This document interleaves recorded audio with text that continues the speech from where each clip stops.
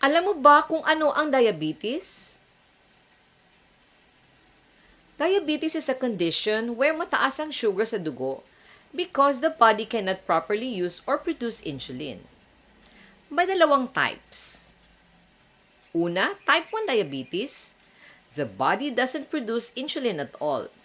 Kadalasan, nagsisimula bata pa, and insulin is needed for life.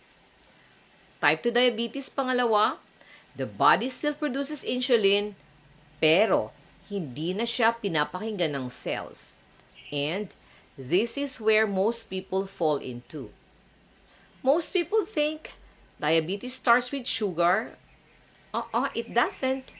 It starts when the body slowly stops responding to insulin.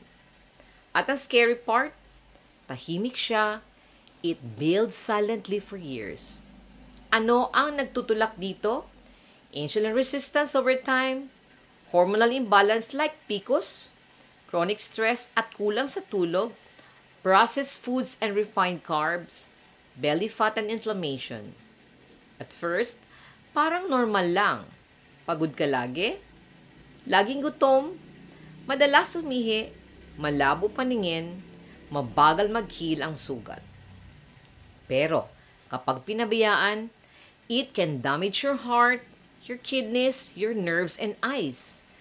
Pwede itong humantong sa heart attack, stroke, kidney failure, or pagkabulag. Pero, ito ang hindi sinasabi ng karamihan. Your body whispers before it screams, and awareness can change everything. Kung may part dito na tumatama sa iyo, comment reset, send me a DM, or just say yes, because one conversation pwedeng magbago ng future mo. This is Nurse Falane, your health advocate queen, saying your future health deserves your full attention today.